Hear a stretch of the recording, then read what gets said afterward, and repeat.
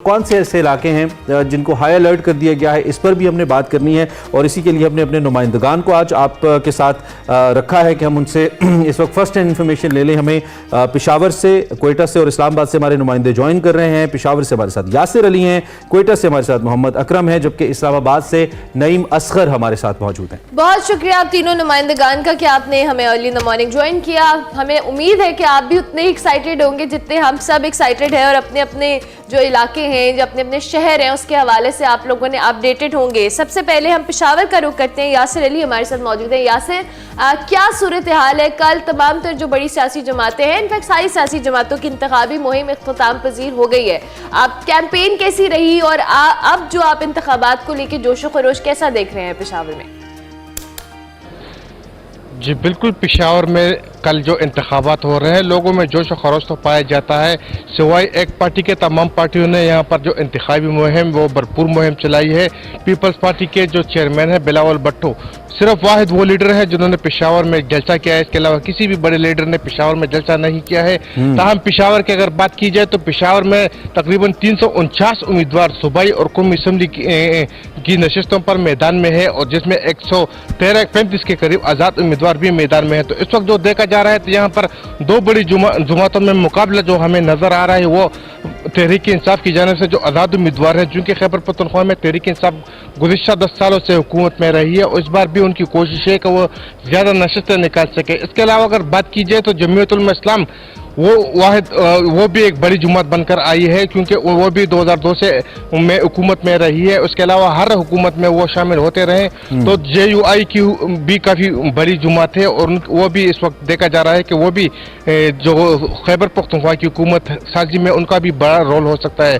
तो इंतखाबी मुहिम जो है वो गुज़िश्ता रात मुकम्मल हो चुका है, और जो आज जो है वो सामान की तरसील का अमल शुरू किया जाए। तकरीबन 1 घंटे बाद यहाँ पर जो प्रिजाइडिंग अफसरान है उसको जो इलेक्शन का सामान है उसके तरसील शुरू की जाएगी। तो कर दिया जाएगा। खत्म होने के बावजूद भी कोई एक्टिविटी आपने ऐसी देखी तो नहीं जैसे आपको लगता हो कि अभी भी कुछ पॉलिटिकल पार्टीज या उम्मीदवारान इंतखाबी मुहिम चला रहे हैं? कुछ ऐसी इत्तलात मिली आपको? क्योंकि इसकी खिलाफ वर्जी जुर्म है, इलेक्शन कमीशन इसका नोटिस ले सकता।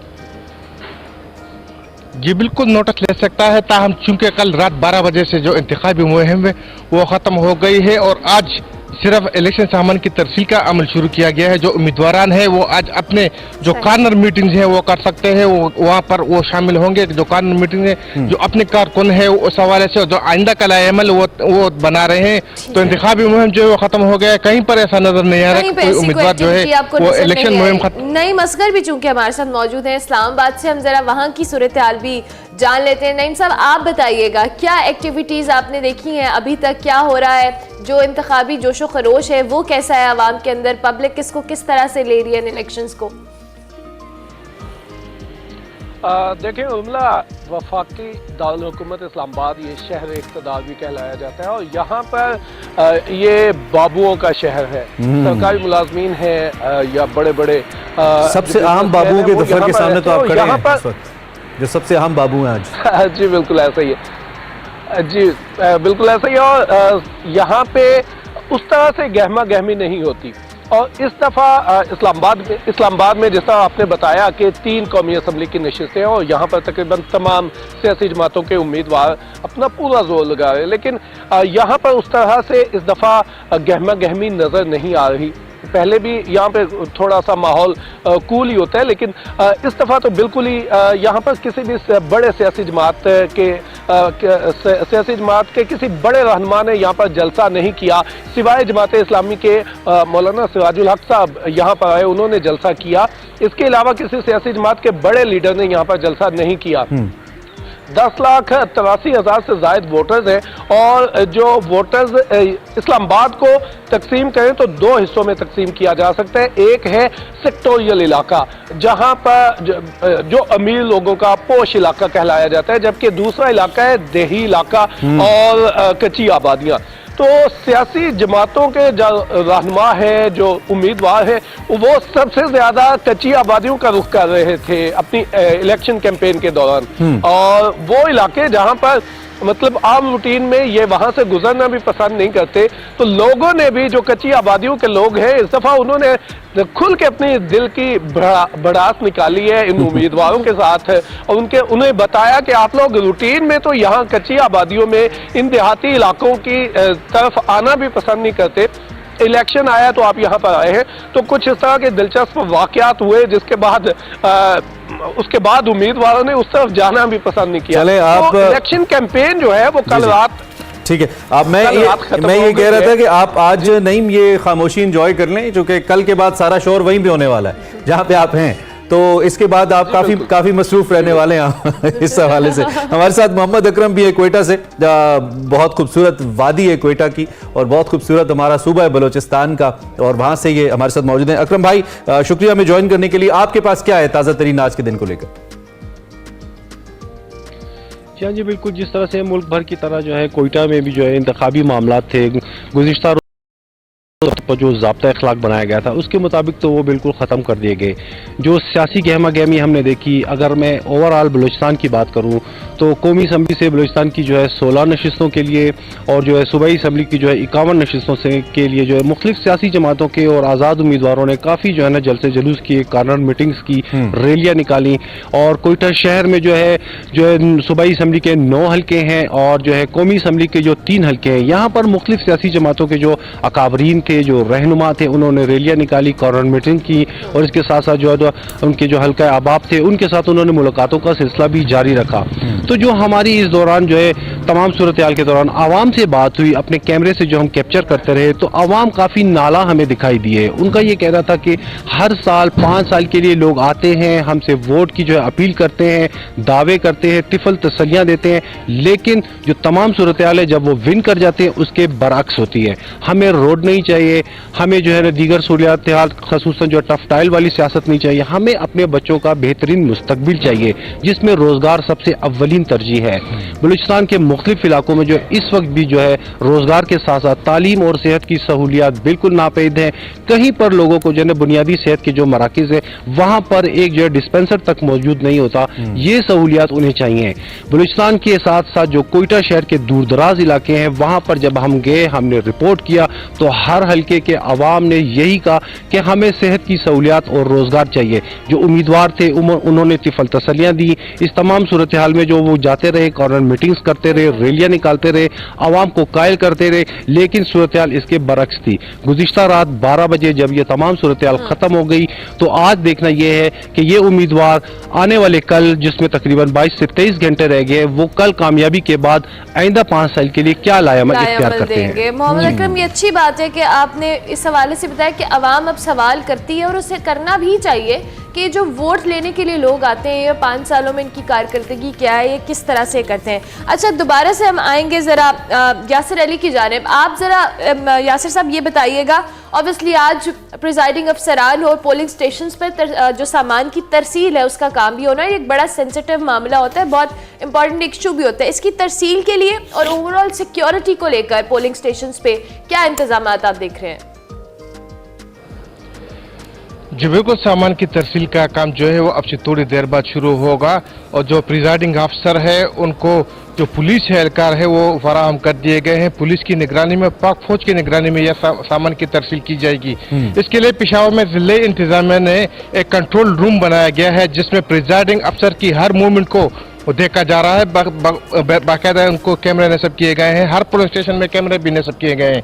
पेशावर में सिक्योरिटी के लिए 3 लेयर बनाए गए हैं। पहले लेयर में पुलिस के जवान वो शामिल होंगे, दूसरे लेयर में FC के जवान, जबकि तीसरे लेयर में जो है वो पाक फौज के जवान जो है वो सिक्योरिटी सर अंजाम देंगे। तो यहाँ पर सिक्योरिटी के इंतजाम सख्त किए गए हैं। पाक फौज के जवान फौज को अलर्ट रहने की हिदायत की गई है, जबकि इसके अलावा जो इंतहाई हसास पोलिंग स्टेशन है वहाँ पर पाक फौज के जवान भी तैनात किए जाएंगे। तो अगर पेशावर की बात की जाए तो पेशावर में 570 पोलिंग स्टेशन ऐसे हैं जिसको इंतहाई हसास करार दिया गया है। वहाँ पर जो कैमरे हैं वो नस्ब किए गए हैं और बाकायदा 24 घंटे वहाँ पर उनकी निगरानी की जाती है। वहाँ पर तमाम महकमों के एहलकार भी तैनात किए गए हैं। तो पाक फौज के जवान भी यहाँ पर मौजूद हैं। तो जो प्रिजाइडिंग अफसर है उसकी हर मूवमेंट को जी, तंजीमी अमूर के हवाले से क्या अपडेट्स है आपके पास? जो चूंकि यहाँ पे तहरीक इंसाफ का बहुत बड़ा वोट बैंक है, लेकिन मुसलसल हम तहरीक इंसाफ के हवाले से ये बात कर रहे हैं कि तंजीमी तौर पर चूंकि उनकी तंजीम उस तरह से मौजूद नहीं है, फाल नहीं है, उनको मसाइल हो सकते हैं अपने वोटर्स को पोलिंग बूथ्स तक लाने के लिए, जो कि इटसेल्फ एक बहुत बड़ा इंपॉर्टेंट जॉब है इलेक्शन डे के हवाले से। बिलखुसूस तहरीक इंसाफ और बिलअमूम दीगर पार्टीज़, क्या उनकी स्ट्रैटेजी मुकम्मल है कि how to bring their voters to the polling booths? इस हवाले से क्या अपडेट्स है आपके पास?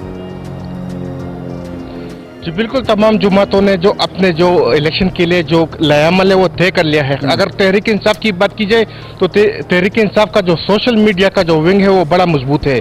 वो अपने वोटर्स को जितने भी उनके जो मेंबर्स हैं, जो वोटर्स हैं, उन तक पहुंचने की उन्होंने भरपूर कोशिश की है। उनको चूंकि उनके उम्मीदवार आज़ाद हैं और उनको मुख्तलिफ निशाना दिए गए हैं, तो उसके लिए उन्होंने हर हल्के में जो है वो बाकायदा एक सोशल मीडिया की टीम ने एक बाकायदा फॉर्म बनाई है, और जो जितने भी उनके जो मेंबर्स हैं उनको बाकायदा वो लोग इन्फॉर्म करते हैं। इसके अलावा अगर अवामी नेशनल पार्टी या दीगर जमातों की बात की जाए तो वो भी अपने उम्मीदवार, अपने जो वोटर्स हैं उन तक पहुंचने के लिए उन्होंने अमल तय किया है। उन्होंने गाड़ियां भी उनको रखने की इजाजत नहीं, तो हम वो कोशिश कर रहे हैं कि जितने भी वोटर्स हैं उनको पोलिंग स्टेशन तक लाया जाए। इसके अलावा अगर तहरीक इंसाफ की बात की जाए तो तहरीक इंसाफ वाहिद जमात है जिसके वोटर्स खुद जो है वो पोलिंग स्टेशन हर दफा खुद ही पहुंचते हैं। उनको पहुंचाने की जरूरत नहीं होती, तो वो उनका जो वोटर्स है वो बड़ा हमारे साथ ही रहिए। थोड़ा सा एक बार फिर इस्लामाबाद के हवाले से नहीं, ये बताइएगा कि यहाँ पे आपने खुद भी कहा कि शहर खामोशा हो जाता है ये जब भी कोई बड़ा इवेंट हो, लेकिन पिछले कुछ अरसे से हमने देखा चूंकि इस्लामाबाद की आबादी भी बड़ी है, शहर एक्सपैंड किया है, अब लोग इंपॉर्टेंट इवेंट्स के ऊपर भी शहर के अंदर रहना पसंद करते हैं। लेकिन इस वक्त चूंकि बहुत लंबी छुट्टियां हैं, क्या लोग अपने आबाई इलाकों की तरफ चले गए? शहर हमें सिर्फ ये रेड जोन का इलाका जिसमें आप इस वक्त मौजूद हैं वो सुनसान है, जो ओवरऑल शहर ही आपको लगता है कि ज्यादा लोग अपने आबाई इलाकों में चले गए हैं? हो सकता है फॉर द वोटिंग पर्पज और फॉर हॉलीडेज। इस हवाले से क्या मंजरकशी कर सकते हैं आप? देखिए, आपने बिल्कुल ठीक कहा कि यहाँ पर परदेशियों का शहर भी कहलाया जाता है। लोगों की एक बड़ी तादाद यहाँ पर आई हुई है आबाई इलाके छोड़कर, उनके वोट्स अभी तक वहीं पर है। तो छुट्टी होने की वजह से लोग जो हैं, ज्यादातर लोग, एक बड़ी तादाद लोगों की वो अपने घरों में जा चुकी है, अपने आबाई इलाकों में जा चुकी है, और इस्लामाबाद की सड़कों पर आज रश जो है वो काफी कम नजर आ रहा है। तो इसके अलावा छुट्टियां हो गई हैं, स्कूलों में छुट्टियां हैं, और यही वजह है कि रश भी कम है। और अगर इस्लामाबाद के हवाले से बात की जाए, जिस तरह पहले पेशावर वाले साथी से बात की जा रही थी, तो इस्लामाबाद में वोटर या तंजीम साजी अगर मुतहरक है किसी सियासी जमात की, तो वो हमें जमात इस्लामी की नजर आई है। जमात इस्लामी इस्लामाबाद में बहुत मुतहरक है, बड़े जलसे किए उन्होंने, और सिराजुल हक साहब भी यहाँ पर आए और उन्होंने जलसे किए। इसके अलावा एक उम्मीदवार, आजाद उम्मीदवार है मुस्तफा नवाज खोखर, उनकी कैंपेन बड़ी जबरदस्त चली। उन्होंने मतलब अपने डोर टू डोर जाकर भी कैंपेन की। वैसे तो उनका खुद सियासी बैकग्राउंड है, इससे पहले पीपल्स पार्टी की जानिब से वो लड़ते हैं।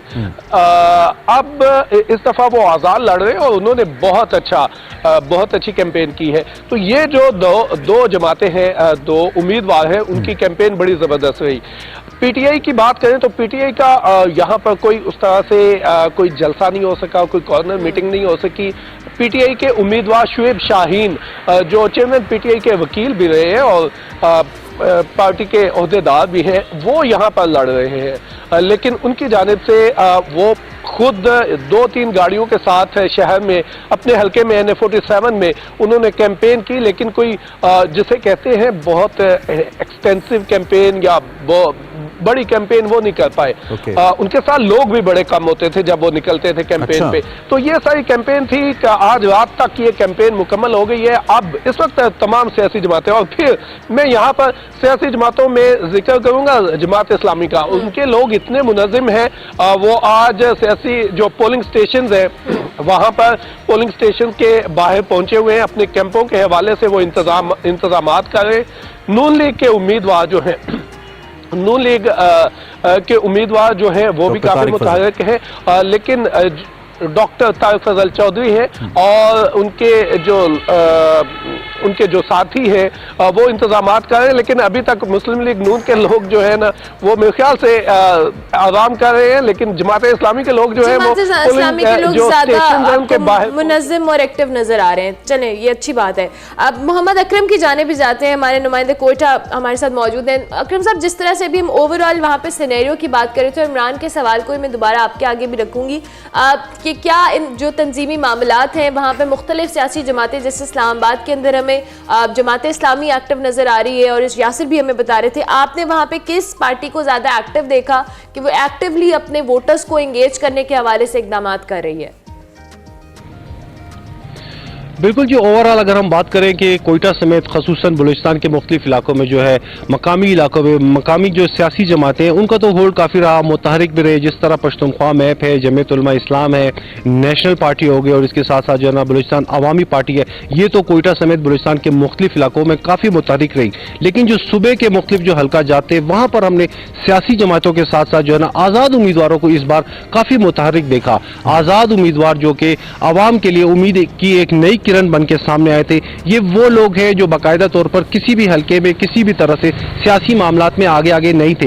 लेकिन इस बार हमने ये देखा, बड़ी इंटरेस्टिंग स्टोरी ये रही कि आज़ाद उम्मीदवार आवाम के जो है डोर टू डोर गए, कैंपेन चलाई और उनके मसले मसाइल हल करने की उन्हें इस तरह से यकीन दहानी कराई कि वो उनके अपने घर के ही बंदे हों। तो इस बार हमने जो है ना सियासी जमातों के साथ साथ अगर देखा है तो आज़ाद उम्मीदवारों को बहुत ज्यादा मुतहरिक देखा है। मुख्तलिफ आज़ाद उम्मीदवारों ने बड़ी बड़ी रैलियां भी निकाली, खसूसन बलूचिस्तान के जो अतराफ के एरियाज थे वहां पर उन्होंने कार रैलियां निकाली, मोटरसाइकिल रैलियां निकाली और उनके घरों में जाकर डोर टू डोर जो कैंपेन की, उनके साथ सिर्फ यही कहा गया कि आपको जो है रोड की सियासत नहीं देंगे, टफटाइल की सियासत नहीं देंगे, आपके बच्चों का बेहतर मुस्तकबिल करने के लिए रोजगार देंगे, सेहत की सहूलियात की फराहमी करेंगे। तो हमने आज़ाद उम्मीदवारों को बहुत ज्यादा मुतहरिक देखा। ठीक है, ठीक है। मोहम्मद अकरम, यासिर अली, नई मस्कर, तीनों नुमाइंदगान आप हमारे साथ ही रहिएगा।